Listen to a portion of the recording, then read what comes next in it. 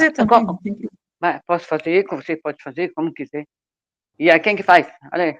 Tá, Faz pode ser você, Marie. qualquer uma de vocês, tá bom. Faz você, Marie, faz você. Pronto. Então, tá. Já deu Então, 20 vamos lá. horas. Então, vamos lá. Então, boa noite a todos. Vamos elevar nosso pensamento a Deus nosso Pai. Nesse momento de prece para começar esta reunião, esta abençoada reunião de domingo, porque para mim é uma abençoada. E eu penso que para todos nós. Elevando nosso pensamento a Deus, agradecendo essa oportunidade única que temos a cada dia de nos conectar com a espiritualidade maior, para agradecer a nossa caminhada nesta terra abençoada que nos permite a cada dia de avançar um pouquinho mais. Agradecendo a espiritualidade maior que está sempre nos ajudando, nos orientando e abençoando a cada momento as nossas vidas, mesmo quando não nos percebemos das bênçãos que recebemos. Pedimos à espiritualidade maior que abençoe a cada um desses novos dirigentes que se fizeram eleger nos países, mesmo que não são os nossos países, mas que influenciam muito nas nossas vidas, para que possamos ter a paz, sermos livres e, sobretudo, que essa paz não seja só nós, mas da terra inteira, para que as guerras acabem e que o amor se espalhe dentro de todos os corações, mesmo aqueles que estão longe de aceitar Jesus como nosso mestre e Deus como nosso Criador. Sem mais tardar, agradecemos a espiritualidade maior que dirige essa reunião. Agradecemos nosso querido Fabiano, que vem aqui para nos ajudar nessa caminhada de estudo, que nos permite de maior compreensão, uma maior compreensão, e que está sendo e vai ser um bálsamo dentro dos nossos corações. Que a paz esteja conosco, agora e para todo sempre. Que assim seja. Amém.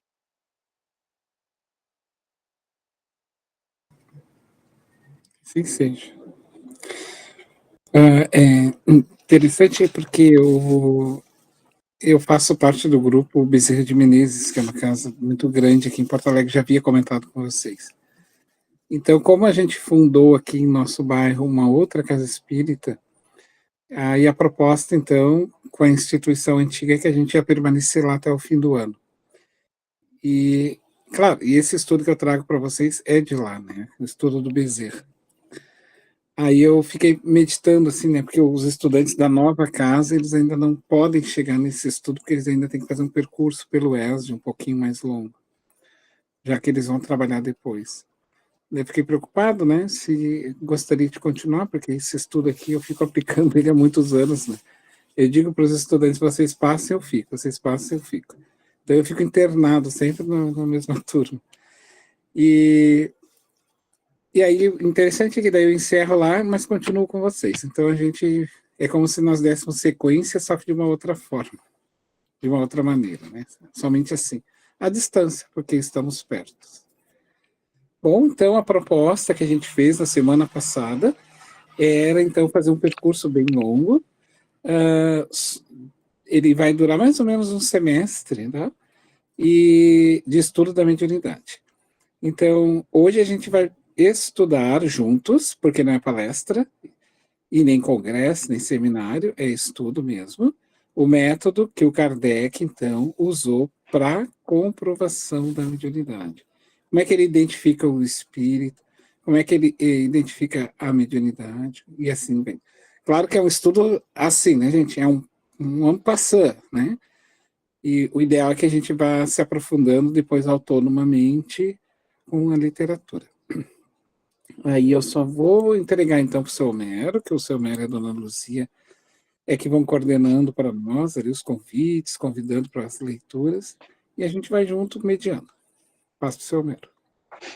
Eu convidaria a Zezé, pode ser, Zezé? Sim, claro.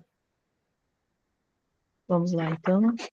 Tema 3, o método kardeciano de comprovação mediúnica. Allan Kardec e o uso do método experimental na investigação dos fatos espíritas.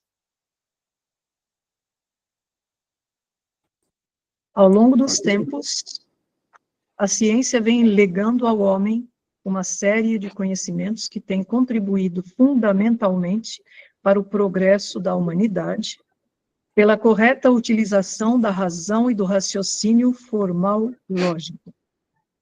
Com o Espiritismo, aprendemos com Allan Kardec que a investigação, análise e conclusões dos fenômenos mediúnicos devem seguir 2 fundamentos: a razão, tal como ensina a ciência, bom senso, segundo as diretrizes da intuição ou da inspiração. Isso. Até aqui mais introdutório, né? Uhum. Então a gente vai seguir avançando. Vamos lá, então. Bom, o que eu quero dizer para vocês? São bastante textos, mas a gente não se apega, tá? Vamos nos apegar, sim, no que a gente vai conseguindo juntos, tá bom? Pode ver. Tá. Continuo? Tá. Com essas 2 ferramentas, Allan Kardec construiu o edifício doutrinário do Espiritismo a partir das manifestações mediúnicas, algumas das quais muito singelas ou banais, mas que não escaparam à sua arguta percepção, desenvolvida ao longo das reencarnações sucessivas e na excelente formação intelectual e humanista que recebeu quando renasceu na França, no século XIX. Isso. Juntando as 2 primeiras ali, gostaria de comentar alguma questão para nós? Por enquanto, não. Uhum. O primeiro, então, é o método de observação, é o experimental, aquele que a pessoa, o cientista vai observando como é que vai acontecendo o fenômeno pós ele começar a se manifestar, e olhar a partir de um entendimento de um encadeamento lógico, algo que não fira a lógica, né? A lógica é bem básica, assim, tá? Por exemplo, não pode haver contradições. Então, vamos lá, então, mais ou menos assim, o Fabiano, ele está em Porto Alegre agora, que sou eu, mas, na verdade, eu estou falando com vocês no Rio de Janeiro. Bom, tem um fato ilógico, né? Ou ele está em Porto Alegre ou ele está no Rio de Janeiro. Então, as 2 premissas, elas se entram em choque, portanto, a conclusão ela é falsa, né? Ela acaba sendo falsa porque ou eu estou em Porto Alegre ou eu estou no Rio de Janeiro. Eu não posso estar em 2 espaços ao mesmo tempo, porque são 2 lugares diferentes, né? Então, mais ou menos isso, assim, não pode haver esse choque dessa realidade, assim, dos fatos que se apresentam. Deu para entender o fator lógico, assim, tem um microfonezinho aberto aí de abrir. Pessoal, quando vocês quiserem falar, falem, não esperem, tá? Pode começar a falar, assim, que a gente... Então, aqui, deixa eu só voltar uma. Eu ia pedir para a Marie desligar o microfonezinho dela, depois ela liga quando ela quiser falar, sem problema. É que daí os barulhinhos a gente ouve aqui intensamente. O que aconteceu? Desculpa, eu tive que buscar um negócio. O que aconteceu? Não, o seu microfonezinho tá ligado? Tá Aí, ligado, eu não vi. Peraí. Isso. Aí ok, o barulho... desculpa. Não faz mal. Aí o barulho ele fica intenso. Mas quando quiser falar, só abrir e falar, tá bom? Da cá. Tá. Então, assim, ó, o bom senso, tá? E a observação. Vamos lá, então, mais um pouco. Se ninguém quer falar, a gente vai seguindo. Né? Aqui nós vamos pegar, então, essa daqui eu vou ler, porque ela é muito importante, tá? Para o conhecimento, assim, do método de observação que ele próprio fez. Então, um relato. Ele vai dizer, apliquei a essa nova ciência, como fizeram até então, o método experimental. Eu nunca, eu fica por minha conta, tá? Nunca elaborei teorias preconcebidas, ou seja, ele não trouxe assim nada anterior assim da força da vontade dele, do pensamento dele. Ele nunca trouxe assim sem observar primeiro. Observava cuidadosamente, ele comparava, deduzia as consequências e dos efeitos procurava remontar as causas. Então vamos fazer uma pausa. Por exemplo, quando um arqueólogo ou um estudioso de biologia na área assim, né, dos estudos dos animais pré-históricos, por exemplo. Então ele encontra um esqueleto de um dinossauro e aí ele encontra petrificado lá algo que ele vai dizer que é o cocô, né, as fezes do dinossauro. Daí ele pega, faz uma análise de laboratório e observa que o dinossauro havia morrido de tais substâncias que mataram aquele animal. Pô, mas como é que ele pode falar isso se ele não estava lá? Então, é um método que ele utiliza, que é denominado de análise, né? Vai analisar ali as substâncias que fazem parte da Terra, e aquelas substâncias ele vai meio que deduzir que poderiam ou mataram aquele animal. Então, o que é o efeito? As fezes. Então, dos efeitos, ou seja, as fezes, eu remontei a causa. O que o Kardec fez? A mesa batia, plá, plá, plá, plá, plá, plá, plá, plá, plá, fazia batido, barulho. Efeito, mesa batendo. Causa, mesa não tem cérebro. Mas essa mesa me bateu, ok. Mas só um pouquinho. Eu faço perguntas para ela sobre matemática, por exemplo, porque na época do Kardec, era vários tipos de perguntas que aconteciam ali. Aliás, coisas que vocês nem imaginam. E elas respondiam. Bom, ele, como um espírito lúcido e um espírito racionalista, procurou entender o seguinte, que para ter uma resposta lógica, há de se ter pelo menos uma estrutura cerebral, né? Para que possa responder essas questões. Porque tem que haver. Porque os animais não respondem. Se eu perguntar a resposta de um cálculo para o cachorrinho, ele não vai me responder.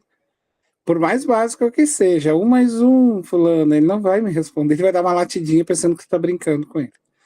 Então, o Kardec observava que a mesa respondia. Então, deduzia cuidadosamente e do efeito remontava as causas. Então, só um pouquinho, a mesa não tem certo. Quem é que está por trás dessa mesa? Por dedução e pelo encadeamento lógico dos fatos, ele então fazia essa lógica, né? Mesa não tem cérebro, então quem me responde?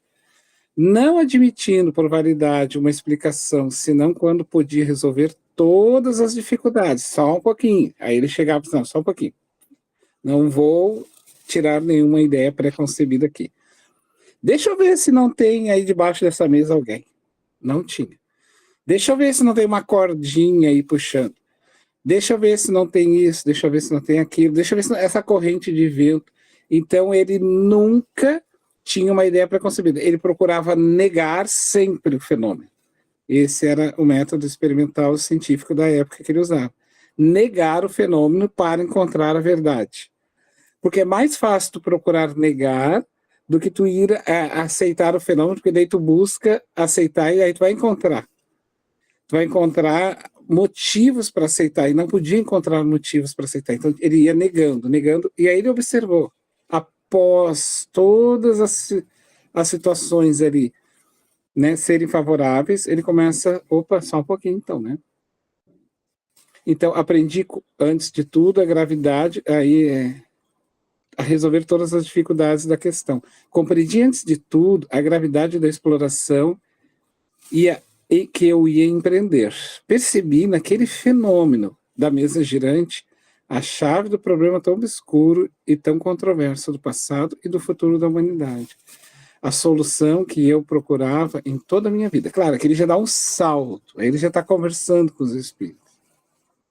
Era, em suma, toda uma revolução de ideias e nas crenças, sim, porque a Igreja Católica estava dizendo que as pessoas morriam.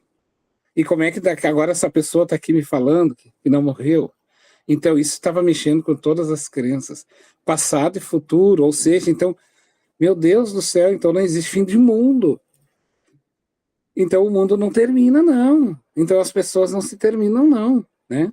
Era preciso, portanto, andar com a maior circunspecção, então ele tinha um certo cuidado, e não levianamente. Ser mais positivista e não idealista, tá? O idealismo é aquele que procura aquilo ali no fenômeno. Então, ele era mais positivista, para não me deixar iludir, né? Aqui, pessoal, fiquem à vontade, contribuições, colocações. Eu, por enquanto, não, mas eu tenho a ligeira impressão que o Guido tinha levantado a mão, não? Não? Antes. Não, desculpa, meu internet tá fraco hoje. Eu tinha saído e eu voltei entrando, desculpa. Então, tá. Eu posso ir seguindo, então, para nós? Bom, ali... Deixa eu ver aqui. Então, mais ou menos assim, esse método que o Kardec vai se utilizar, o experimental, é assim, ali na figura do lado, né? Faça uma pergunta, ou então eu tenho que responder a uma pergunta que eu irei fazer na minha pesquisa, e aí, então, eu vou procurar, né, um acervo de revisão bibliográfica, de literatura, eu vou tentar formalizar uma hipótese, realizar um experimento para isso, e aí eu aceito ou eu rejeito, então, este método. Então, o método experimental é um método de abordagem que submete o objeto de estudo à influência das variáveis controladas para analisar o impacto dessas alterações. A finalidade do método experimental é testar as hipóteses do pesquisador, para que se possa dizer de que modo ou por quais causas o fenômeno é produzido. Então, vamos pegar. Ele começou a observar que, assim, gente, ó, na época do Kardec, o shopping center dos franceses eram os grandes saraus. Então, haviam as damas que promoviam. Inclusive, uma delas era Delphine de Girardin.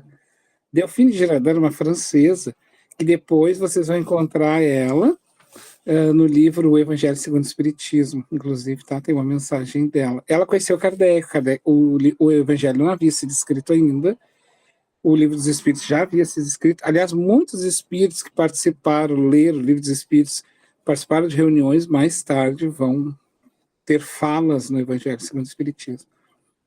E ela, então, era uma dama, inclusive ela era a esposa de Girardin, marido dela. Eu não sei se eu estou falando certo, tá? Zezé, La Presse, a imprensa, isso? O jornal. La Presse. Isso. La Presse. Ele ainda existe? Oui. É? Eu acho que existe, sim. Esse jornal é da família dela, tá? Agora, claro, já passou-se gerações e gerações. Então, tá passando aqui um homem de cavalo, tá uma barulheira, porque aqui no Rio Grande do Sul, assim. Aí, então, o que acontece? A Delphine de Girardin, ela promovia muitos saraus, ela era uma mulher, uma poetisa, ela era muito famosa na França na época do Kardec, poetisa, ela casou com esse homem era um homem muito rico, só que ela tinha um vazio muito grande, e ela promovia saraus. Quando ela conheceu, então, o Allan Kardec, ela passou a não mais promover os saraus nesses ambientes, porque esses lugares eram lugares casamenteiros, tá? Era para arrumar os seus pares. E aí, então, ela passou a promover reuniões de mesas mediúnicas. Mas só que o público continuou indo, agora não era mais para dançar, mas era para perguntar para as mesas mediúnicas se eles iriam casar, se iriam casar com... Gente, assim, ó, vamos voltar ao passado. França, século XIX. Qual é o maior tormento das mulheres jovens e mulheres da época da França? Solteiras. Era um fato terrível para uma mulher de uma época assim, ser solteiras. Tanto é que, lembrem daquelas expressões solteirona, coisa e tal. E o homem era ficar sem título, sem, né, pobre. Então, perdia-se as coisas, mas não se perdia o título do nome. Assim. Isso ainda respinga até os dias de hoje, né, em muitas pessoas. Então, havia nesse lugar os homens perguntando se o seu gado ia prosperar, se eles iriam ter sucesso.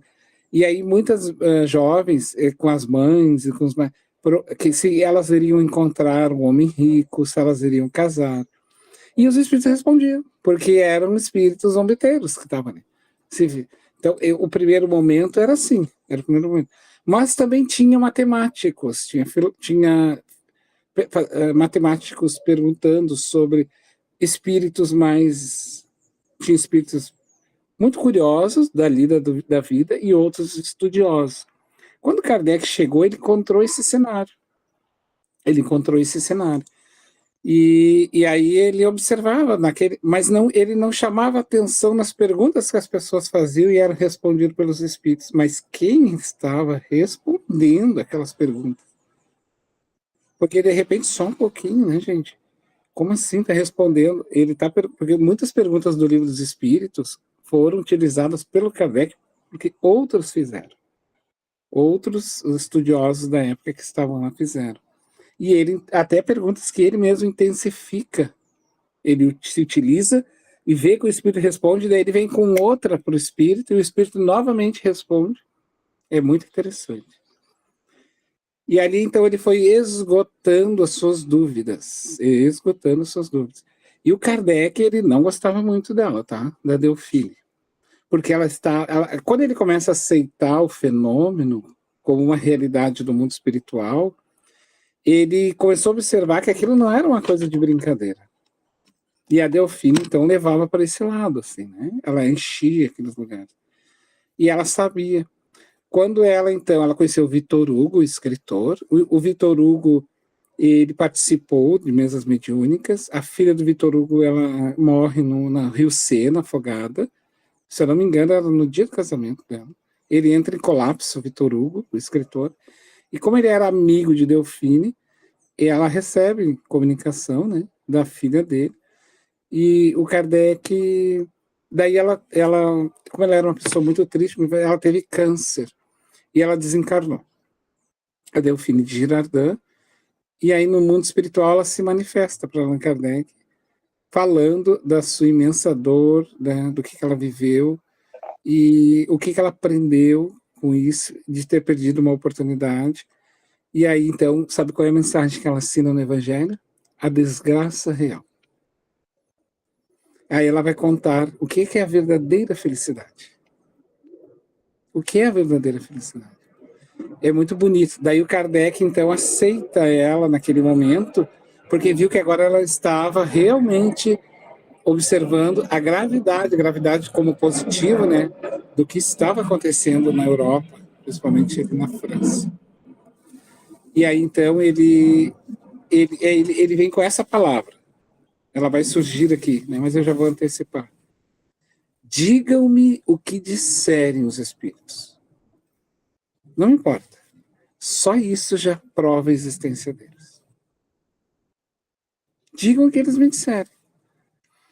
É mais ou menos assim, pessoal, para mim parar um pouco de falar. Eu tenho uma parede aqui, né? Lá atrás de mim, aquela parede branca. Se eu disser para vocês que lá naquela parede branca terminou o mundo encerrou ali, terminou, tá? Qualquer criança, ao olhar essa pergunta, o mundo terminou aqui, você concorda? O que ela iria dizer, a criança? Vamos ver se vocês conseguem me pegar junto comigo meu pensamento. Se eu dissesse, o mundo terminou ali, naquela parede marrom e branca, né? Bege e branca. A lógica. A lógica, qual é a lógica, assim, que eu não consigo ferir na minha cabeça? Tem uma lógica que eu não consigo ferir. A Marie é o quê? Oi? Eu estou perdida aqui. Tá. Meu telefone. Eu estou perdida com o meu telefone. Ah, tá bom. O que vocês acham? Assim, tem alguma sugestão? Eu acho. Ali na tua parede não tem uma janela? Não, é parede, tá? É parede, não tem janela. É uma parede, tá. Qualquer criança diria, o que qualquer criança diria, então? Pode falar, Guita. Eu acho que a criança ia perguntar o que tem atrás dessa parede. Não ia falar que lá vai terminar, sempre vai continuar. A criança não acha que tem fim. Uma coisa. Exatamente. O que tem atrás daquela parede. Porque a mente nossa, ela bate ali, mas ela vai perceber assim que se a parede tem este lado aqui, ela também tem um lado de lá. O que tem lá atrás, então? Essa é a mente de uma criança. Bem lógico, porque a criança ela é rápida mais que a gente, porque a gente ainda fica questionando, né? A criança já não, ela pá. O Kardec foi a mesma coisa. Não importa se tem alguém atrás daquela parede falando essas coisas para mim. Diga a ele o que ele me disser. Isso já provou que a morte continua. Agora, este campo de eu vou investigar, de eu vou conversar com esse espírito, é outro detalhe. Não importa, é outro detalhe. O que já ficou provado é que não há morte. Isso já ficou provado. Entendeu? Conseguiram pegar então, né? E aí, alguém mais gostaria? Guido, quer continuar falando? Zezé? Só uma curiosidade que eu vou colocar Sim, aqui. claro. Já passou meia conversa, mas você estava falando das mulheres, né? Da Sim. época do século XIX, a dificuldade de ficar com 30 anos e não ter se casado. Daí surge o termo balzaquiana, que tem tudo a ver com Honoré de Balzac, que escreveu um livro justamente sobre as mulheres maduras, as mulheres de 30 anos. O livro, aliás, tem esse tema, esse título, a Mulher de 30 anos, La Femme de 30, La Femme de 30 ans. E daí, depois desse livro, surgiu o termo, né, o cognome balzaquiana, para as mulheres de mais de 30. Né? Era só uma curiosidade. E que, aliás, o Balzac também frequentava os salões da Delphine. Na biografia que eu li dela. Uhum. Ela era uma mulher muito importante na época dela. Assim. Uhum. Ela tinha uma... assim, era conhecida, né? Por toda a elite francesa. Uhum. Quem é que Denise, levantou a mão ali? Denise. A Denise quer falar. Pode falar, Denise. Homero. Boa noite, Fabiano. Obrigado pela contribuição, Zezé. Eu queria me desculpar pela ausência, mas já estou de volta à Tunísia. Eu achei muito interessante quando você falou sobre o método científico, mas eu acredito que Allan Kardec sabia fazer a pergunta, porque, não é verdade? É muito importante saber fazer a pergunta. Uhum. Porque aí é que realmente a pessoa pode chegar a aceitar ou não uma determinada hipótese. Eu acho que esse ceticismo que ele tinha, né, fazia com que ele soubesse fazer muito bem as perguntas. Uhum. E é interessante, né, Denise, que era um ceticismo, mas não um ceticismo de negacionismo, assim. Porque tem pessoas que dizem assim, né? Eu sou muito racional, mas racionalista não significa sair negando tudo. Agora, porque eu sou racional, que eu sou uma pessoa racional, sim, mas racional não é para negar. Racional é racional. Então, há uma conclusão. E outra questão ali interessante que a Denise traz, porque o próprio Kardec, ele formula a mesma pergunta para os espíritos, e os espíritos vão lá e respondem. Já respondemos essa pergunta para você. Eles pegam e dizem isso para ele lá no Livro dos Espíritos. Porque aí ele refaz ela de uma outra forma. Ele procura fazer... Porque o que ele quer encontrar ali, né? Ou ele não quer encontrar uma contradição. Né? Ele faz um rodopio e tenta formulá-la de novo. A gente vê isso claramente nas perguntas do Kardec, para ver se há um rodopio de engano. Por isso Kardec começa a classificar os espíritos na escala espírita, porque ele vai vendo que aí que ele entra nessa, já passo para o Guido, ele consegue perceber que determinados espíritos de uma classe mais elevadas não se contradiziam nas suas colocações, porque eles haviam tido um conhecimento. Eu acho Guido? Sim, pode falar dele. Só para continuar o que você estava dizendo, eu acho que o Kardec, eu não sei, eu não sou psicóloga, embora eu esteja estudando, mas não sou psicóloga. Ele era um tipo assim, pensamento, sensação, quer dizer, ele fazia as perguntas racionais, mas sempre ele tinha depois, porque você colocou aqui, eu desconhecia esse fato, de que na época era uma espécie de brincadeira as mesas, né? Faziam perguntas tolas e era um objeto assim de atrair as pessoas.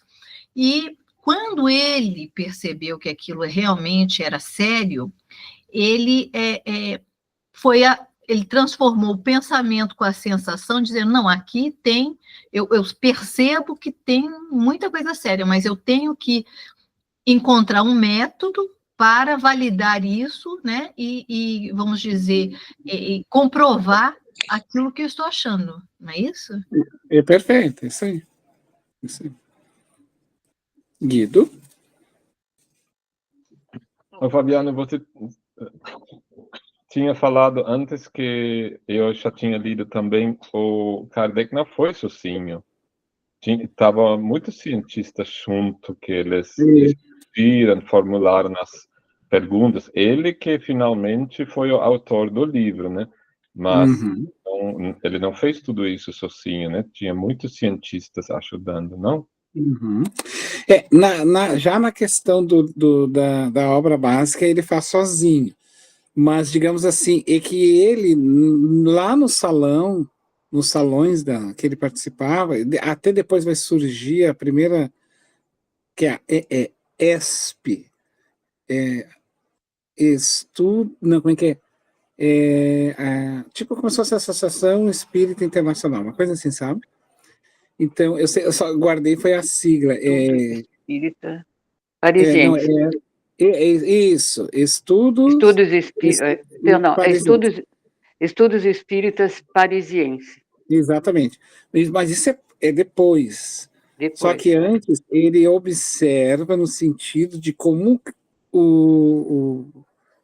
a pessoa formulava a pergunta na mesa e os espíritos não respondiam ainda só por médiums, tá? Não era por médiums, era por objetos, era por batidas. Tinha uma cesta, tinha uma caixa, tinha um fenômeno da cesta, que a cestinha era tipo um pratinho com um bico embaixo, daí eles botavam um lápis ali, botavam dentro de uma caixa, aquilo ficava girando, e aí formava palavras, assim.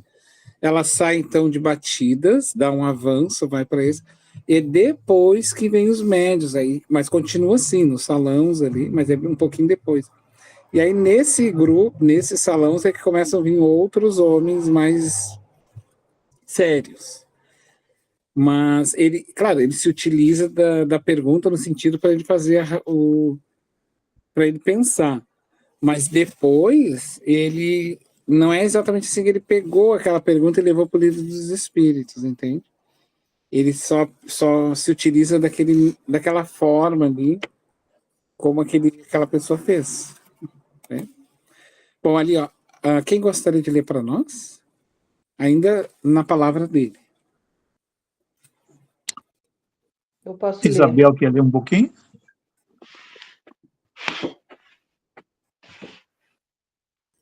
Posso ler? Eu ouvi a voz de alguém?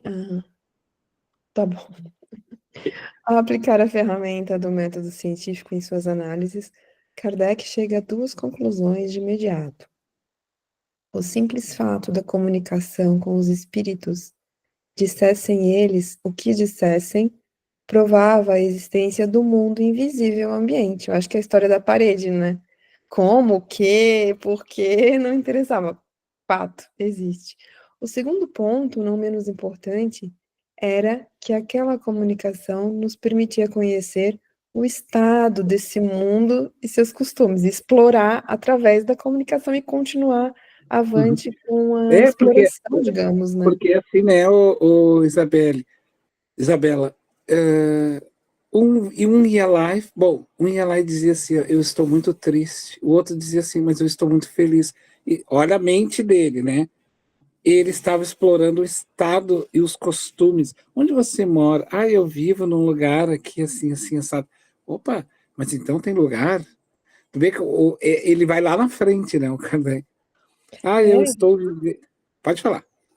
eu acho que as entrevistas são recursos poderosos, assim, para pesquisa científica de um modo geral, né? E ele, como a Denise falou, acho que ele conduzia muito bem, apesar de não partir de um pressuposto, como você também falou, né, de uma premissa fixa e que fosse, querendo ou não, induzir uma resposta através desse sujeito, né, desse sujeito tão desconhecido, que é uma entrevista com um sujeito oculto, digamos. Como é que se faz isso? Então, acho que foi interessante essa coisa das perguntas, fazer as perguntas e catalogá-las, classificá-las, de modo a torná-las uma investigação sobre esse próprio sujeito, como se fosse uma pesquisa antropológica. Eu vou lá na Amazônia, entrevisto. Primeiro, eu observo essa população, né? Talvez seja uma população que viva muito de forma muito isolada, e depois eu faço entrevistas, mas eu preciso falar a mesma língua que essa população. Então, para isso, esse pré-estudo talvez fosse importante, né? Que costumes são esses? Que forma é essa? Para depois, sim, fazer as perguntas certas também, para poder tornar isso inteligível para as duas partes. Eu acho porque as duas partes evoluíram, não só o mundo material, mas também o mundo espiritual, né? Então foi uma ponte construída e que beneficiou muito as duas partes.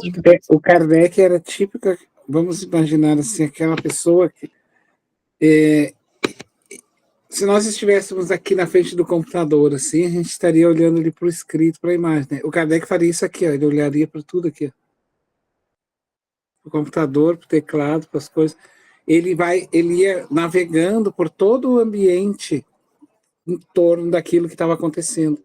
Então o Espírito estava dizendo, eu estou sofrendo demais. Poxa, mas então o sofrimento segue. Kardec estaria assim. Só para vocês terem uma ideia, teve um momento que ele estava na Sociedade lá Parisienses de Estudos Espíritas, já instituído, e ele descobre a eficácia da prece. Com o espírito, ele evoca, né, um espírito, e eu não me recordo agora qual foi o motivo, mas tinha um motivo, tá, para evocar aquele espírito, e o espírito vai. E aí, então, o espírito relata e diz assim, você pode fazer uma prece para mim? Aí ele disse, podemos, vamos fazer uma prece para você. Aí eles fazem. Aí, terminado aquele momento, ele dá uma respirada e diz, nossa, um alívio muito grande. Aí, olha ele pensa bem na cabeça dele assim, tá lá num dos escritos dele.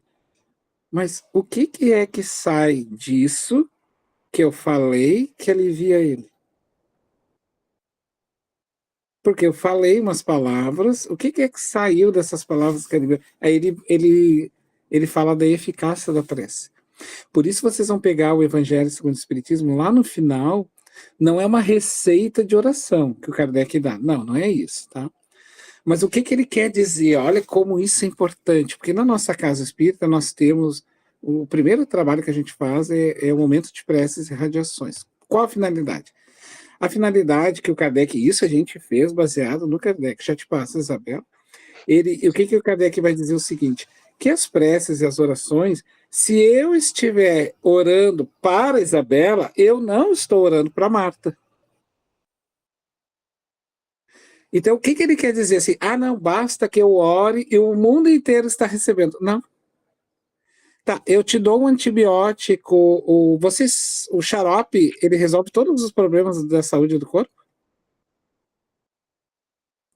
Não. Porque se eu tiver com uma infecção de ouvido bem grave, eu tenho que fazer uso de um antibiótico específico. Então, o que o Kardec vai deixar claro naquele roteiro de oração é que quando eu estou orando para o suicida, eu estou emitindo a vibração específica para aquele tipo de dor. Então, se eu for orar para o enfermo, eu não estou mais orando para o suicida. Então, a gente tem que entender que quando eu estou fazendo uma prece, ela não vai para todo mundo, não, gente, porque ela tem que ter uma intenção. Ela tem que ter uma intenção. E a intenção, ela carrega essa energia a qual eu estou intencionando. Aí ele vai dizer, prece para os mortos, prece para a criança que nasceu, prece para o obsediado, prece para o espírito perseguidor, prece de graça, prece de agradecimento. Vocês entenderam? Porque aqui ele vai chegar a essa conclusão. Mas então, que sai daqui que eu falei, que aliviou ele? Aí ele encontra a eficácia da prece, Isabel. Pode falar. Então, ouvindo a tua descrição, para mim, Kardec deveria ser como aqueles catedráticos de antigamente, né? Eles não sabiam só de matemática ou só de filosofia, eles eram realmente catedráticos que entendiam de muita coisa, né? Esses cientistas que hoje em dia a gente não vê mais nas universidades, por quê?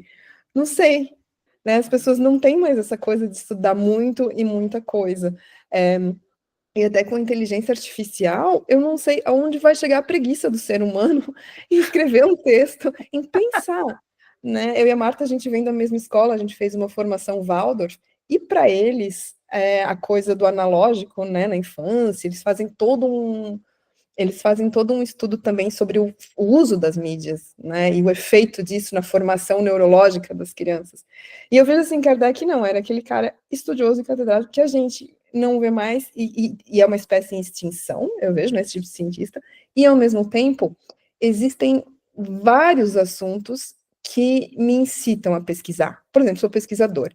Poxa, eu posso ir por vários temas, posso encontrar várias hipóteses, mas a pergunta agora que fica é por que Kardec insistiu e quis investigar mais e mais e mais sobre isso, né? Eu acho que, como o Guido falou também anteriormente, teve muito da personalidade dele, da vontade dele, teve a coisa do pesquisador, mas teve a coisa também do Kardec ser humano, do Kardec espírito encarnado naquele momento. Então, acho que são duas faces aí a se observar. Era um pesquisador, sim, era um doutor, sim, mas ele era também um ser humano, Kardec, né? Um homem do seu tempo.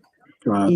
Claro, e aí a gente não pode, vamos dizer assim, negar, né, que ele já vem com essa missão, ele já traz, né, essa missão, assim, de...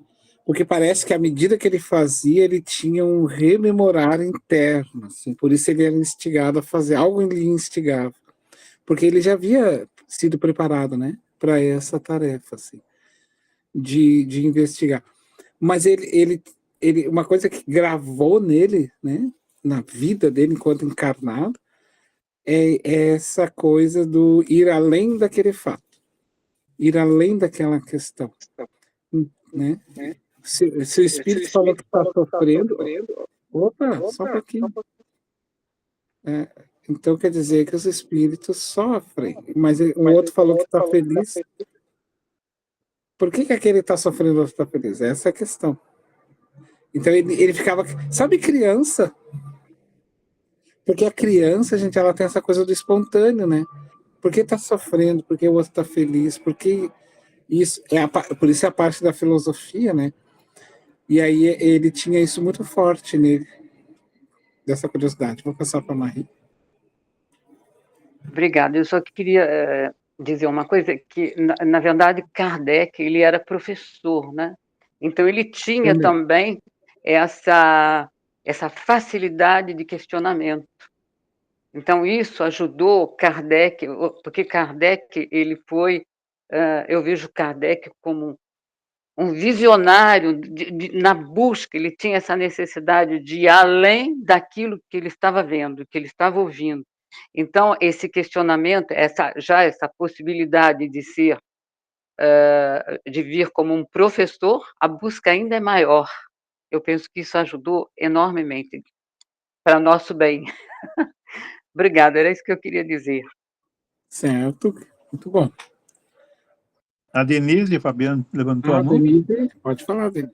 Uma última, eu acho que nós estamos, está muito rica essa discussão sobre o método kardeciano, porque todo mundo está aportando coisas importantes, mas eu queria fazer menção a Amélie. Assim como você falou que ele veio já, né, com uma certa missão, e ele compreendeu, talvez, né, em determinado momento, que aquilo era a missão dele, quando disseram, né, que ele tinha sido já uma pessoa, um druida, não é isso? Importante. Mas eu acho que o papel da mulher dele, também como educadora e como grande incentivadora, né, nos momentos em que ele estava um pouco em dúvida, e ela deu a continuidade, né, importante para que o catecismo chegasse até nós, não é isso? Exatamente. Ela, inclusive, foi presa, praticamente quase, né? Depois teve um momento que ela quase foi presa foi acusada de bruxaria. E teve várias situações, assim, que ela, imagina, né? Ela viveu uma vida inteira, praticamente os dois, porque quando Kardec desencarna, ele estava entregando o último jornal que vai dar origem às revistas espíritas. Porque, na verdade, a revista espírita ela não é uma revista, né? Ela é um jornal. E aí é que assim, ó, na época da França, o Kardec, ele, quando foi vender o livro dos Espíritos, ele colocou ali no Real Palais, não sei o nome. Era uma livraria de um amigo, se não me engano, Danti, o amigo dele. E aí ele colocou o livro. Não, antes de colocar no amigo dele, ele publicou, queria colocar, aí botaram junto com livros espiritualistas e chamaram o livro dele de espiritualista. Aí tinha, inclusive tem uma foto assim da cabala, outra de bruxaria, outra não sei de que, aquela coisa. E isso realmente, para ele, na biografia dele, ele fala que isso incomodou ele. Porque ali havia um método experimental, não por estar perto dos livros, mas é que era uma forma pejorativa dos livreiros e da época tornar o Livro dos Espíritos assim. Então, e ele publicava em jornais da época e sempre colocavam ele como místico. Por exemplo, aqui em Porto Alegre, quando tem a Feira do Livro, agora começou a Feira do Livro, né, a nossa, e sempre colocado aqui também como livros místicos, livros não sei do que. Então, as pessoas, o que elas não entendem, elas jogam para lá. Daí elas acham que tem que falar pelos outros, assim. É sempre uma forma pejorativa, no sentido assim. Aí, para eles, né? Aí o que acontece? Ele, então, preocupado com o que ele escrevia, não era muito lido, porque havia um preconceito muito grande, ninguém comprava o jornal da época, que falava sobre questões espirituais. Então ele decidiu criar um jornal. Daí os espíritos alertaram para ele que a tarefa, ele tinha uma missão, uma tarefa que ele estava agregando, né? Porque o jornal, a revista dos Espíritas não é dos espíritos, é dele, particular dele. Aí ele foi alertado que se aquilo começasse a ter problema, né? Porque ele não podia, ele tinha uma tarefa, ele tinha uma grande caminhada. E aí mesmo assim, ele disse, não, eu vou dar conta, e fez. Então ele tinha uma tiragem por mês. Então davam 12 tiragens ao ano, né? E são 12 anos, 12 revistas, 12 anos. Durou 12 anos certinho, assim. E aí quando ele fez a última, aí ele entregou para o menino que vendia nas ruas, largava também nas bancas. Aí ele fechou a porta e virou, ele caiu no chão e teve um aneurisma e morreu ali mesmo. Aí ela, imagina um choque, né, para ela, assim. Ela então pegou ele, tentou acudir, aí colocou um travesseiro debaixo da cabeça dele, colocou um cobertor e avisou Camilo Flammarion, avisou Gabriel Delano e todos os outros o fato que tinha acontecido. E ali, a partir dali, pesou nos ombros dela, então, a questão. Mas ela já trabalhava com ele, não especificamente ali, né, nas questões. Ela praticamente manteve a vida deles, porque eles viviam com muito pouco recurso, muitíssimo pouco recurso. Então ela que mantinha mais financeiramente, ela que era uma mulher assim que deu todo o suporte, como tu mesma falou, e também intelectual, porque ela respondia as cartas para ele. Haviam muitas cartas que vinham, muitas, gente. E ele tinha o cuidado de responder elas. Até porque ele tinha perguntas, tá? que o Kardec fazia para Santo Agostinho. Ele lançava a pergunta para Santo Agostinho, e aí vinha a resposta de Bruxelas, e outra vinha lá de, por exemplo, da França ou da Alemanha. Vinha a resposta do espírito sem falar com os médiuns, nenhum médium sabia. Aí o Santo Agostinho respondia a mesma coisa, assim. A mesma coisa entre ambos os médiuns. E aí por isso vai dar no Evangelho as instruções dos espíritos, que são cartas, respostas que os espíritos dão. Ele coloca que é para coroar aquele grupo de informação daquele capítulo, então ele fecha com uma mensagem de um espírito. Alguém tinha levantado a mão? A minha? Marie? Era eu. Isso. Era eu. É a Marie e a Zezé. Não, eu não.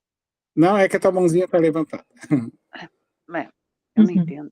Eu tô com não tem problema, tá? Não tem problema. Pode deixar assim, abre a tua câmerazinha para a gente te ver. E daí, quando tu não for falar, a gente só avisa que não. Tá tendo problema aqui. Eu estou com duas telas para mim. Deve ter alguém aqui comigo que eu não estou vendo, porque não é possível. Tem duas. Então liga a mãozinha aqui. Eu não mexi na mãozinha, mas eu estou com duas imagens minhas aqui. Tá certo, então. Agora eu não sei como é que eu faço. Tem que tirar uma, porque ela está perturbando todo o sistema aí.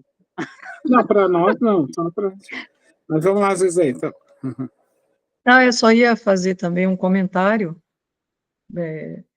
Também já está lá no começo da tua explicação, que Kardec, ele estava, é lógico, em missão aqui, mas a gente sabe, eu já li isso, e acho que foi Divaldo também que já comentou, se eu não me engano, que os missionários, como ele, no caso, podem recusar a tarefa, mas não foi o caso dele, ele não recusou, não é? Não recusou. Pois é. E a outra coisa que eu ia colocar como observação, eu esqueci. Daqui a pouco vem. Daqui a pouco vem, eu não me lembro mais. Então vamos ler mais um pouquinho? Vamos lá. Oi? Quer que eu leia? Pode ser. Tá. Então vamos lá. No livro A Gênese, ele reafirma como realizou o trabalho de investigação dos fenômenos mediúnicos e as conclusões obtidas, em seguida publicadas nas obras básicas da codificação espírita. Como meio de elaboração, o espiritismo procede exatamente da mesma maneira que as ciências positivas, isto é, aplicando o método experimental. Quando fatos novos se apresentam, que não podem ser explicados pelas leis conhecidas, ele os observa, compara, analisa e, remontando dos efeitos às causas, chega à lei que os preside. Depois, lhes deduz as consequências e busca as aplicações úteis. Não estabeleceu nenhuma teoria pré-concebida. Assim, não estabeleceu como hipótese a existência e a intervenção dos espíritos, nem o perispírito, nem a reencarnação, nem qualquer dos princípios da doutrina. Concluiu pela existência dos espíritos, quando essa existência ressaltou evidente da observação dos fatos, procedendo de igual maneira quanto aos outros princípios. 29, grifo no original. Ali é o 29, ali foi que eu retirei o livro da Gênesis e daí acabou saindo, tá bom? Tá. Ali no parágrafozinho acima, lá onde eu estou passando o mouse, não estabeleceu nenhuma teoria, tá? Pré-concebida, ou seja, concebeu antes de fazer o experimento. Assim, e também não estabeleceu como hipótese nenhuma existência dos espíritos, nem perispírito. Isso veio depois. Por que vem pós? Porque, assim, ele observa que o espírito não toca na mesa, mas a mesa mexe. Há algo que media os dois. Ele vai falar do magnetismo, né? e depois ele vai chegar no perispírito. Ele é o investigador, tá, gente? Ele está dissecando o espírito, como se tivesse alguém dissecando o cadáver, para chegar no batimento do coração, vamos dizer assim, tá? Então, Kardec ele está dissecando o espírito, o cientista lá, que está dissecando um cadáver, para poder observar que a mão mexe porque tem músculos e nervos e ossos, sangue, veias e a conexões cerebrais, o Kardec faz a mesma coisa no espírito. Então ele vai percebendo a partir de perguntas e coisas e de elucubrações que algo precisava ter outro para poder funcionar dessa forma. Aí ele começa a investigar.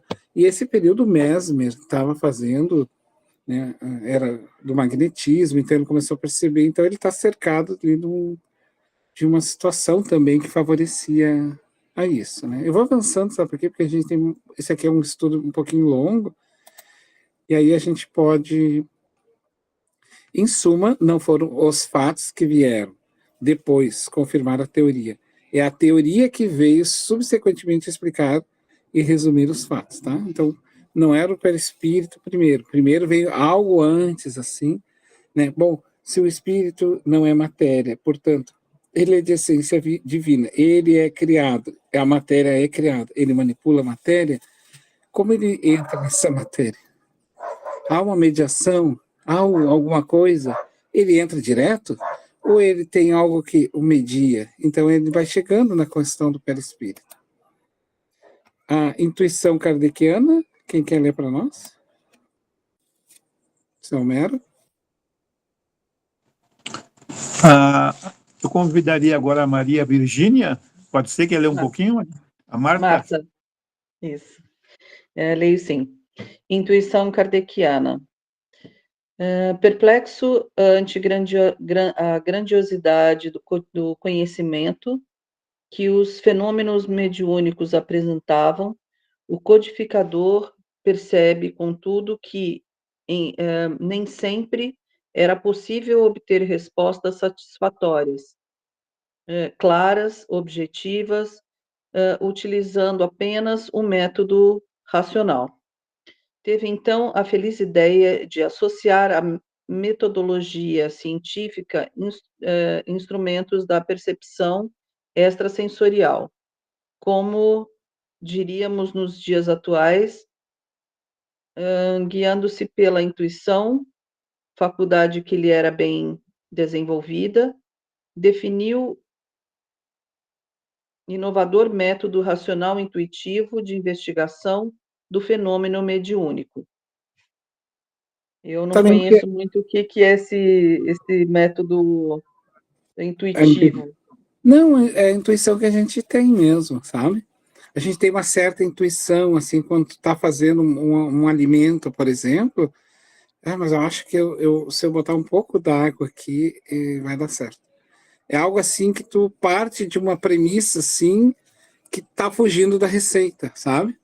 A receita está ali, mas tu é instigado por uma intuição tua, é algo assim muito teu, e que daí a partir disso surge ali a questão, sabe? Nem sempre vai ser positivo ou não, mas é teu, não está escrito nos anais da ciência, não está escrito isso, tu entende? Chega na hora, tu faz, tu tenta. Meio...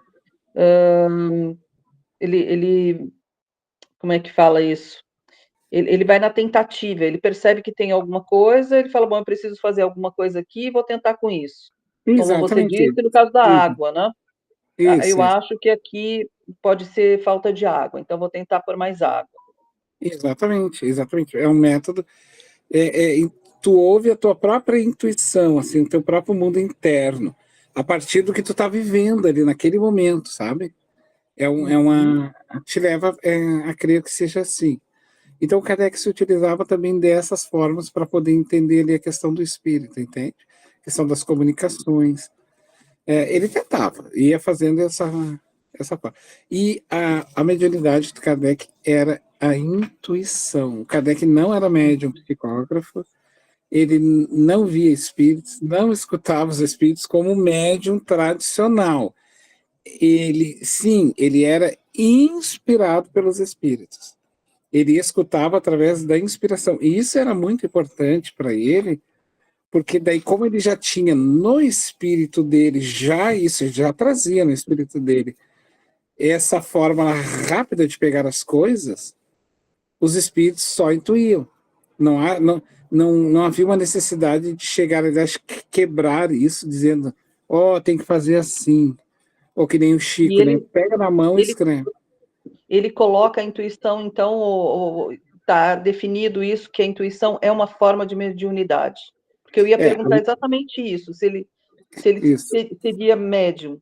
E você está me dizendo agora, quer dizer, a intuição é uma forma de mediunidade. Exatamente, a intuição é uma forma de mediunidade. E que, aliás, ela é corriqueira, de ordinário, assim, né? Para todo mundo é intuído. Todo mundo é inspirado.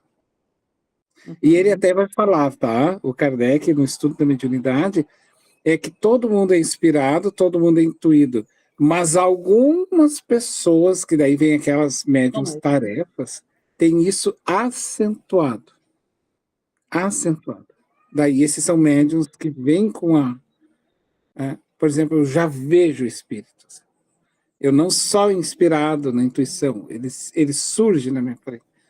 Daí tem um aspecto um pouco a mais da mediunidade, que a gente vai chamar de médium tarefa, aquele que precisa trabalhar nessa área mesmo, da mediunidade. Eu vou ler um pouco. A intuição, diga-se de passagem, é uma modalidade ou aptidão psíquica muito comum no ser humano em geral, que eu havia falado para vocês. Então, todo mundo é inspirado e intuído por espíritos bons e não, tá? Os médiuns, em particular, em especial, nos psicógrafos, os que escrevem, o psicofônico, aquele que fala, surge na mente como uma lembrança de uma ideia, um acontecimento anterior conhecido do encarnado quando este se encontrava no estado de sono ou sonho. A intuição manifesta-se também quando o médium consegue captar mentalmente de forma sutil ideias e sentimentos transmitidos pelos espíritos. Aí não interessa. Se Kardec tivesse aquele jeito de dizer, aí não interessa se é espírito bom ou não, porque para mim não interessa se é bom ou não, interessa que é espírito. O médium intuitivo escreve o pensamento que lhe é sugerido instantaneamente sobre um assunto determinado e provocado. Tá bom? Esse é o médium inspirado, é o médium intuitivo, e aí ele declara aqui que todos nós somos. Gente, toda a humanidade é médium, mas nem todos estão comprometidos com a mediunidade. Tá? Como é que alguém levantou aqui? Deixa eu ver. Gil Becker. Pode falar, Mita. Eu? Não, me veio uma questão, por exemplo, no estudo metodológico, eu uso primeiro a razão ou a intuição. Não existe uma lógica ali, né? Assim, por exemplo, eu sou mais intuitivo que racional. Isso depende de... É que, na verdade, o intuitivo ele é antes do racional. Não. É porque a gente racionaliza depois a intuição. Por isso, o Kardec vai falar no Livro dos Espíritos que a primeira inspiração, frequentemente, ela é mediúnica. Depois, não é mais. É porque daí a gente já colocou o nosso pensamento. Não sei, acho que faço, não sei. Aí já começou a racionalizar. A própria racionalidade é uma intuição. Mas mais nossa. Mais nossa. Porque a inspiração é aquilo que vem sem racionalidade.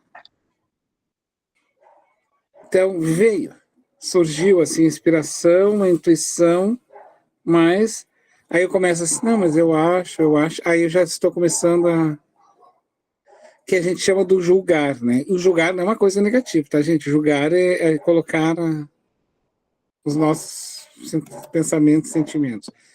Olha ali, ó, psicógrafo ou psicofônico. Psi, mente, grafos, grafia, psi, mente, fono, fonia. Então, são 2 tipos de mediunidade.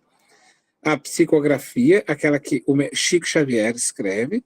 Psicofonia, você já viu o Divaldo falando, o Bezerra falando pelo Divaldo no vídeo? Psicofonia, aquilo ali. Isso acontece muito nas mesas. Então, o psicógrafo, psiquismo, grafos de grafia ou escrita, tá?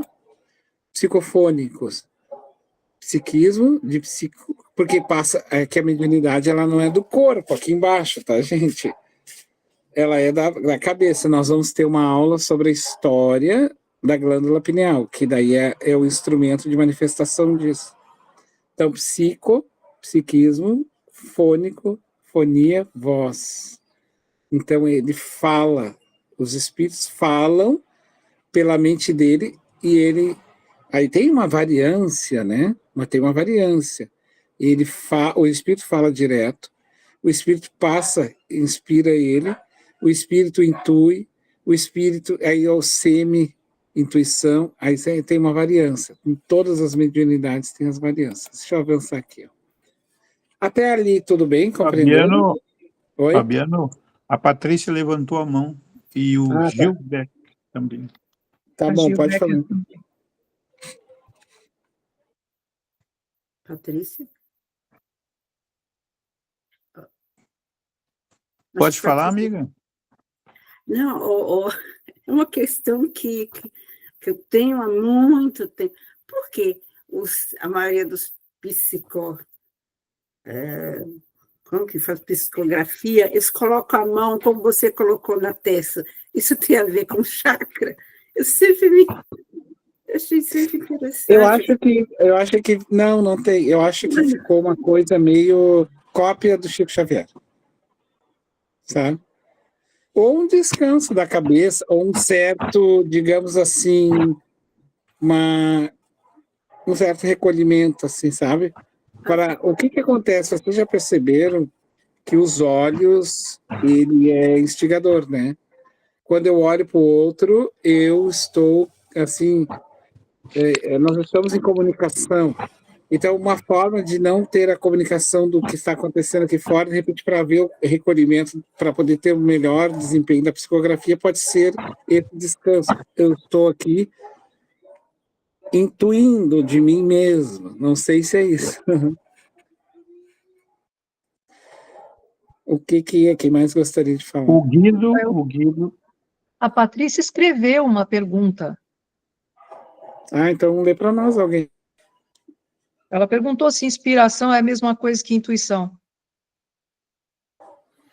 A inspiração é a mesma coisa que a intuição. Fui inspirado e fui intuído. São palavras só diferentes. Porque é que veio antes de eu pensar. Né? Tá, veio, daqui a pouco passa, daqui a pouco vem de novo. Sabe? É uma inspiração, fui intuído. Sabe, vocês já tiveram... Eu tenho muito disso, gente. Aquela inspiração, assim... deu vontade de fazer isso num vídeo, numa aula, num estudo, né? Inspirado é a mesma coisa. Sempre lembrando, tá? Tanto a inspiração quanto a intuição, ela não tem moral. Pode ser espíritos bons ou não. Ela é um mecanismo. Tem pergunta? Eu queria aumentar uma coisa dessa pergunta da Tio, de fechar os olhos. Quando eu tenho meus 5 ou 6 sentidos, eu quero me concentrar numa coisa, eu tento desligar os sentidos que eu não uso nesse momento. Então eu desligo os olhos, eu fecho os olhos. Quando alguém faz uma massagem no corpo, você não pode se concentrar em outra coisa, por exemplo. Então eu achei isso. A concentração Sim. para esse sentido do momento é importante. Uhum. Eu também creio que seja nesse sentido de recolhimento, assim, sabe? Também creio. Alguém quer ler ali para nós, então? Eu posso ler, mas antes eu tinha uma perguntinha. Não é uma pergunta, não. Eu ia só dizer assim, que talvez o Chico, por causa do grave problema de vista que ele tinha, talvez fosse uma maneira de descansar também os olhos, enquanto ele estava se concentrando ali. Eu penso, né? Porque a gente sabe que ele tinha um grave problema provocado, né, pelos espíritos. Ele perdeu uma vista. Detalhe, né? Assim, se eu for escrever algo aqui e os meus olhos estiverem abertos, ele logo é cortado por tudo que passar por aqui. Porque os olhos estão na visão, né?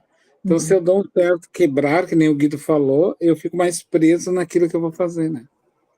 Exato. Então, ali o texto, vamos lá? Vamos lá? Todas essas informações serviram de referência para a edificação da doutrina espírita que, partindo de O Livro dos Espíritos, escrito na forma de um código, foi posteriormente desdobrado ou decodificado nas demais obras básicas, de acordo com uma temática específica.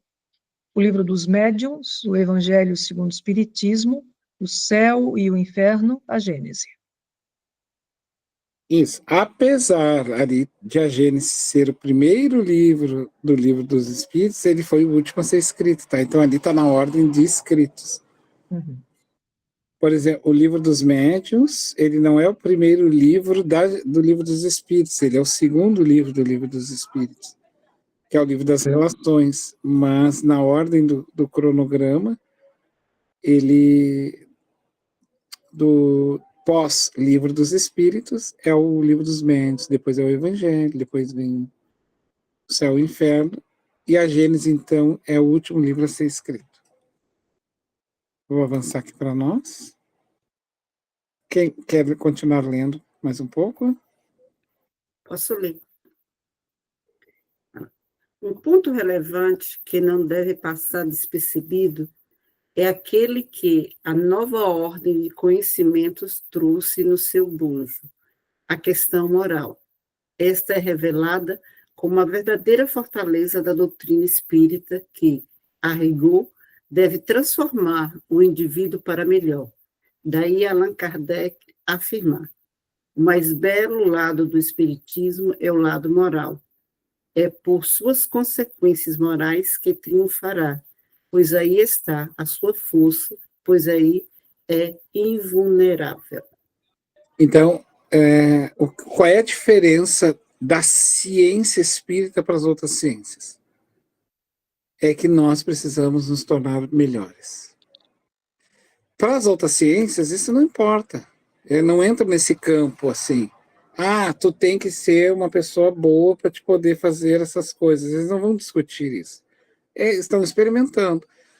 Já o Kardec disse que o ponto relevante do espiritismo é o ponto-chave de estudo, o ponto mais importante é que não adianta ter conhecimento, não adianta ter informação, se essas não me modificam internamente.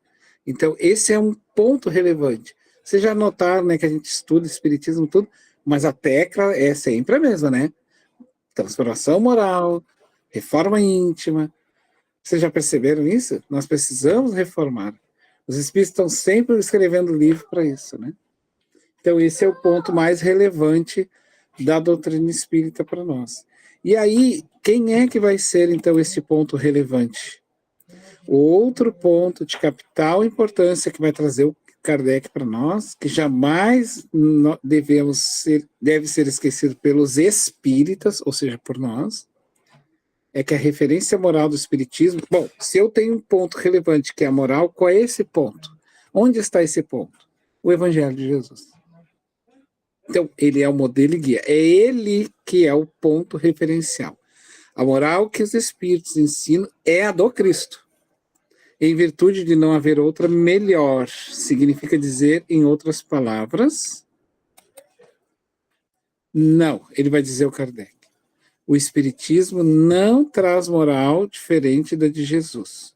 Os espíritos vêm não só confirmá-la, mas também nos mostrar a sua utilidade prática, tornando inteligível e patente verdades que só haviam sido ensinadas sobre alegorias e justamente com a moral trazem-nos a definição dos mais abstratos problemas da psicologia, porque daí eu vou encontrar o porquê da existência passada, por que eu estou sofrendo, por que eu tenho esses transtornos comigo. Então ele vai trazer essas questões mais abstratas do mundo da psi, pois Jesus veio mostrar a todos nós o caminho do verdadeiro bem. Então ele vai trazer isso, por quê? Porque foi Cristo que ensinou. Mas já haviam várias e várias pessoas que falaram do bem, mas somente Jesus viveu integralmente o que ele falou. Integralmente. Jesus viveu na sua própria estrutura tudo isso. Então, amar o próximo como a si mesmo, amar os vossos inimigos, sabe? Amar os vossos inimigos era muito mais cuidar de nós, porque quem não odeia cuida mais de si próprio. Né? O caminho verdadeiro contém no Evangelho. É o que ele vai nos trazer, então. Essa é a máxima para encerrar já, né? Nós que somos espíritas, portanto, o nosso modelo de proceder é Jesus. Qual foi ou qual é o modelo ideal? Bom, eu tenho que mudar. Eu preciso ter um modelo. E aí esse modelo, então, é Jesus e o seu Evangelho. Daí encerra aqui para nós. Mas temos ainda ali uns minutinhos. Eu posso fazer uma pergunta? Pedir para você repetir isso de amar ao próximo, amar o inimigo. Amar... E depois você fala do auto-amor. É que quando eu amo o meu inimigo, na verdade, eu estou resolvendo em mim mesmo. Por quê? Porque quando eu odeio alguém, é a mim mesmo que eu faço mal. Porque o ódio, hoje a ciência já prova, né, que o ódio faz mal a todos nós. Ele causa doenças físicas em nós. Porque eu carrego mais o fardo. Mas o outro fez para mim, mas o outro foi para ele. Ele vai, perante as leis de causa e efeito, ele vai ter que responder por isso. Então, assim, o Descartes também se manifesta no Espiritismo, esse filósofo, esse pai da ciência, né, moderna, o Descartes, ele vai dar um método para o Kardec de como nós devemos amar. Ele vai dizer o seguinte: ora, como eu hei de amar, eu vou usar na minha emoção as palavras dele. O amor, diz ele, pressupõe confiança. Como eu hei de amar alguém ao qual eu não confio? Olha que bonito, né? Se o amor, ele pressupõe, Marta, confiança, como é que eu vou amar alguém que eu não confio? Bom, eu fiz um mal muito grande para ti, Marta. E tu tá no caminho do bem. Como é que tu vai me amar a mim se eu preciso ter um elo entre nós? Porque um elo já existe, que é um elo de algo que aconteceu ruim. Para que tu me ame, tem que ter um outro elo, assim, não é uma coisa. Aí o Descartes vai dizer o seguinte: o primeiro ato de amor é não desejar o mal do teu inimigo. Já é o primeiro ato de amor. Porque eu não preciso estar diante do meu inimigo para amá-lo. Isso é importante.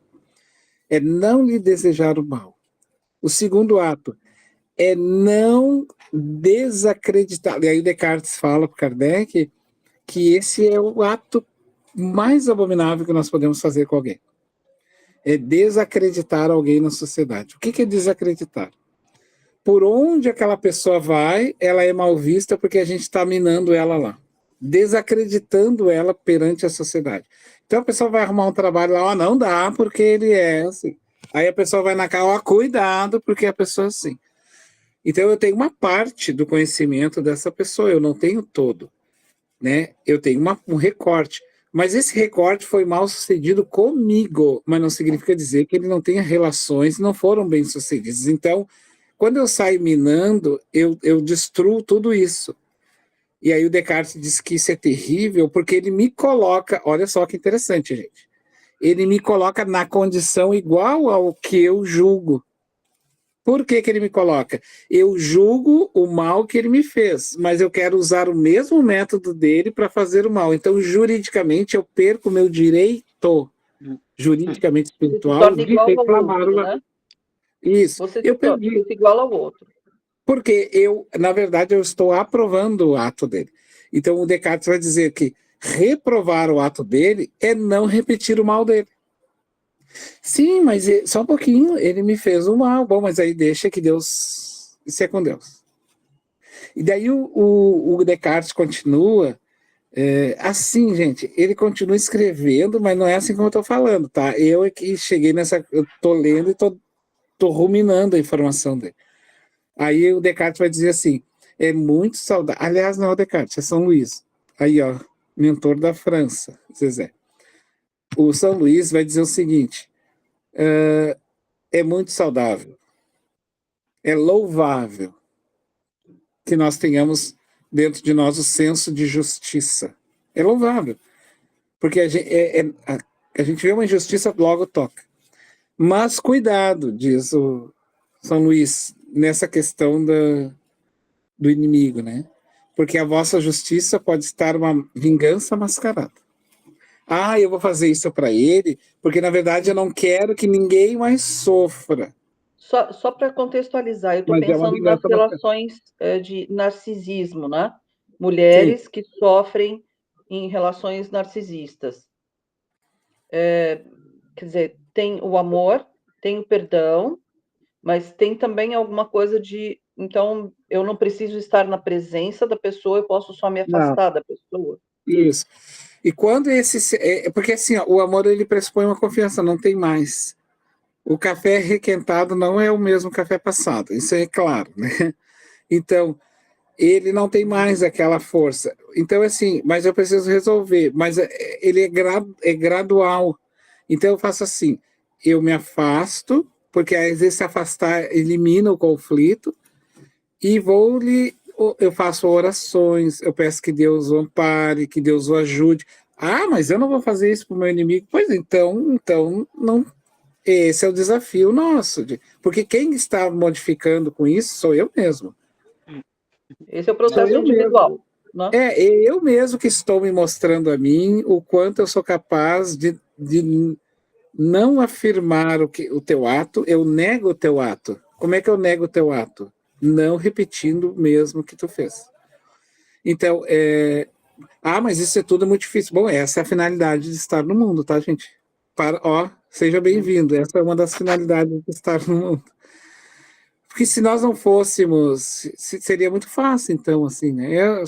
Então, se o amor pressupõe confiança e a confiança foi quebrada, o melhor é que se afasta. Eu vou lhe desejando bem, todo o bem que ele precisa, não o vou obstruir. Entrego a Deus, porque ele vai ressarcir.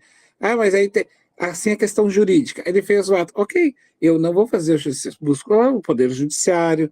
Para isso está instituído na Terra um juiz. O juiz, ele não vai fazer da forma como eu faço. Ele vai fazer conforme a lei da Terra manda. Outra coisa é o judiciário. O judiciário também é uma coisa saudável. Aí vem as mediações, né? Dentro do Poder Judiciário, vão mediar os conflitos, coisa e tal. Exatamente isso, para evitar sentidos e sentimentos de vingança. Então, o Poder Judiciário, nesse sentido, ele atrela e trabalha nesse sentido. Onde é que a gente está? Que rol é esse que a gente está? Aqui nesse homem, ó, Jesus. Nós estamos dentro do campo do Evangelho. Nós estamos agindo de forma conforme o Evangelho. Então quer dizer que se eu ver uma coisa errada, eu não posso fazer nada? Pode, só não faz da forma como tu quer. Busca os meios legais. Isso é amar o próximo. Entendeu? Ótimo, obrigada. Porque daí o que acontece? E aí ele vai dizer, então, eu vou... qual é a parte mais que Jesus nos pede? Orar por aqueles que nos odeiam, ou que nós odiamos. E bem-vindos, esse é o Evangelho. Esse é o Evangelho de Jesus. Então eu vou orar. Eu vou relatar para vocês um fato bem rapidinho, já passo a palavra. Tem uma moça aqui da minha aula, lá do Mediúnico, ela trouxe um relato dela particular, ela trabalha numa empresa, e ela disse que tem uma pessoa que ela odeia aquela pessoa. E a pessoa também reciprocamente odeia ela. E elas estão ali porque elas se odeiam. Olha que interessante, o amor do ódio uniu elas. E aí ela pensou assim, mas eu já estou, né, no espiritismo, então eu já tenho informação de o que fazer. Então, o que ela pensou? Ela começou a orar por essa pessoa. Orar mesmo, pedir por ela, orar. Sabe o que ela disse assim? Foi uma surpresa tão grande, porque antes eu ia apreensiva para o trabalho, agora não estou indo mais. E um fenômeno mais interessante que aconteceu, a pessoa começou a gente conversar, muito sutil, mas conversar. Vocês viram que interessante o fenômeno? Começou a sair aquela nuvem negra entre nós, assim, aquela coisa horrorosa, que tava aqueles nós, assim, aqueles novelos sem ponta. A nossa relação começou a ficar um pouco mais melhor. Aí ela disse assim, eu não estou nem pensando se nós vamos ser amigas de uma vou te botar sentada na xícara do meu café. Não é isso. Mas, pelo menos, a gente não se deseja o mal. E olha que interessante, mais ou menos essa ideia. Assim. E isso é o Evangelho de Jesus. Isso é o modelo aqui em cima. Vai chegar um dia que, quando não houver mais como resolver, aí vai vir lá o Filomeno de Miranda, pelas mãos do Divaldo, dizer: quem sabe lá, num outro momento, ou nessa vida, ou numa outra, tu receberás ele nos teus braços, com outro rosto, com outro sentimento. E o ódio vai derreter na maternidade. Que é mais belo que isso, gente? A gente receber nos braços, ou nos receberem em seus braços. E aí então, vai morrendo assim. O ódio sempre morre. Bom, aí nós vivemos uma vida, ela virou minha mãe, e eu odiava ela, e ela também me odiava, mas nos viramos mãe e filha. E nessa relação, às vezes, meio cutucosas, assim, mas eu respeitava, porque era minha mãe, então ela também me respeitava. Fomos indo, construindo. Quando a gente deixou essa vida, a gente se olhou e disse, mas tu era fulano? Pois é, né, tu era fulano. Mas olha só, vamos esquecer que eles vão ficar com essa versão de agora. Viu como é interessante apagar? Porque daí a gente não quer mais a versão antiga. Vamos ficar com essa versão de agora, porque essa a gente está se dando melhor, porque daí muda até o rosto. Olha que interessante, o espírito muda. Deus é gigantesco, magnífico. É um artista. Ele muda até o rosto, que é para nós não nos prendermos nem no rosto do nosso algoz ou da nossa vítima. Nós vamos nos prender na emoção nova que nós vamos construir. E aí Deus vai dizer assim, né, simbolicamente, vamos apagar tudo. Apaga tudo e vamos recomeçar. Vocês não vão lembrar de mais nada, vocês vão esquecer por um breve tempo, e aí ao esquecer favorece que nova coisa surja. Ao surgir essa nova coisa, essa nova emoção, essa nova relação, e depois a gente vai fazer uma pergunta, com qual versão vocês querem ficar? Não vamos ficar com essa nova, porque aquela velha lá, nem quero mais aquilo, aliás, não quero nem aquelas roupas de lá. Deixa aquela roupa, que eu já estou até com a roupa nova aqui. Vocês perceberam como é que funciona? Graças ao Evangelho de Jesus. Bom, passa a palavrinha e nós temos uns 3 minutinhos.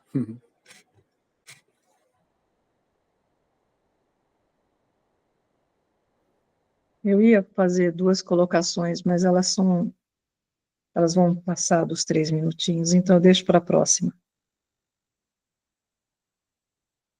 É que eu falo pouco, né? A Denise não, você fala. A Denise tem pergunta? A Denise levantou a mão também, é por isso, então eu deixo a minha para a próxima. Obrigada, Zezé, mas eu só queria dizer sobre muito importante isso que eu aprendi hoje, mas eu me lembrei, por exemplo, que Jesus falou assim, quando estiveres levando, vamos mais um pouquinho mais adiante, altar, e ali lembrares que teu irmão tem algo contra ti, deixa a tua oferta diante do altar e vai primeiro reconciliar-te com teu irmão.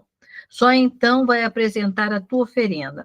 Procura reconciliar-te com teu adversário enquanto ele caminha contigo para o tribunal. senão o adversário te entregará ao juiz, e o juiz te entregará ao oficial de justiça, e tu serás jogado na prisão. Em verdade vos digo, dali não sairás enquanto não pagares o último centavo. Então, eu estava lembrando assim, que Jesus nos ensinou realmente a procurar não odiar o irmão. Mas, quando a gente ora, e a gente não gosta de alguém, como esse exemplo que você deu entre essas duas pessoas que trabalhavam juntas, eu acho que a oração pode ser para a gente mesmo, né? E não orar para a outra, porque parece que quando você reza, olha, faz a outra ficar melhor, porque a gente parece que a gente está se achando que está certo, né? Eu acho que a gente tem que ter essa, não sei, é difícil, né? Mas eu só estava refletindo. Talvez a humildade seja a gente rezar para que a gente possa não julgar tanto, aceitar melhor as coisas. O que você acha disso, Não, é Fabiana? perfeito, porque senão a gente fica projetando achando que o outro é problema, mas no caso dela, ela pedia muito, porque daí ela percebeu, ela começou a ir melhor para o trabalho. E aí ela percebeu assim, quanto ela... Porque, na verdade, quando a gente ora, a gente já sai da sintonia, né? Inclusive, agora se o outro vai melhorar ou não, assim, a gente nem capta mais aquilo, porque passa de percebido, né? Está numa outra faixa, assim. Mas é perfeito, a gente tem esse cuidado, né? De agora eu vou orar pelas pessoas, assim, mas o que eu andei fazendo para as pessoas? Eu também tenho que orar por mim, né? Orar, porque ele é a vítima. Vou orar pela vítima também. E você acha que isso pode ser na oração do Pai Nosso, não nos deixeis cair em tentação? Isso mesmo. Uhum. Sabe, quando Jesus diz, né, que nós devemos, antes de ir lá no altar, oferecer a Deus, porque a oferenda a Deus é o perdão, é o entendimento, é o amor, né, e não as coisas. Ele vai aceitar a tua coisa, mas o mais importante para ele é nos oferecermos, né, integral, assim. Antes que a gente seja entregue ao juiz e depois seja jogado, é voltar para a terra. O juiz é nova sentença de voltar para a terra e aqui ficar, porque daí não sairá enquanto não pagar o último centavo. Ou seja, enquanto eu não acertar essa coisa, eu não vou sair desse ciclo, sabe? Aí eu vou ficando aqui. E vai ficarás no fogo do inferno. O fogo do inferno seria o mundo das relações pesadas, dos atritos, porque eu não quero me soltar, né? Então, me solto disso, porque daí eu vou viver mais fluídico, vamos dizer assim. Temos aí, acho que encerrou, pessoal? Passou 2 minutinhos. Tem perguntas ainda ou não? Eu só queria falar. Pode falar. Só queria falar uma coisa que é muito importante, eu considero bastante importante, que eu aprendi, que, na verdade, quando nós oramos pelo outro, nós somos sempre o primeiro beneficiado. Nós somos os maiores beneficiados, porque nos traz a razão, e essa razão nos traz nos transforma, porque, na verdade, como eu acho que é o Divaldo que diz isso, que o ódio é o amor doente. Se é o Divaldo ou se é o Chico, eu estou entre os dois. Então, é verdade que o amor, ele pode ficar doente, ele passa a ser o ódio, né? Então, quando a gente ora e pede pelo outro, mesmo que nós possamos detestá-lo em muito, eu acho que nós estamos sendo os primeiros beneficiados. Era isso que eu queria falar. Obrigada. Então, podemos encerrar. Muito bom, Marie. Vamos encerrar, Denise. A nossa amiga quer fazer o encerramento, a prece de encerramento? Eu? O Humberto está falando comigo, seu Humberto? Sim, quer fazer a prece de encerramento? Ok, faço sim. Então, vamos agradecer esses momentos de bênção, de luz, desse encontro maravilhoso, onde Jesus vem nos trazer tantos ensinamentos para que nós nunca possamos esquecer o quanto eles nos beneficiam, o quanto eles são necessários nas nossas vidas. Então, eu quero agradecer aos amigos espirituais que dirigem essa reunião, ao nosso querido Fabiano, ao nosso querido Sr. Humberto, que está sempre nos ajudando, e a todos aqueles que participam, desejando que esta semana, esses dias, sejam de paz e de luz, e que no nosso próximo encontro seja também abençoado, nos trazendo tanta paz nas nossas vidas, nos nossos corações. Pedindo a Deus, nosso Pai, a bênção do seu amor e da sua misericórdia para todos nós que vivemos nessa terra de dor e de tanta miséria, mas também de muito amor. Que assim seja, agora e para todos sempre. Amém. Assim seja. E assim Que seja. assim. Até mais, Obrigado, pessoal. tchau, tchau. Boa Tchau, noite. tchau, obrigada. Boa noite. Boa Desculpa, semana. não está funcionando, mas a próxima vai funcionar. Tchau, seu Tá Homero. bom. Tchau, seu Homero, muito obrigada. Boa semana. Tchau, Boa Fabiano. semana. Boa noite Tchau. a todos.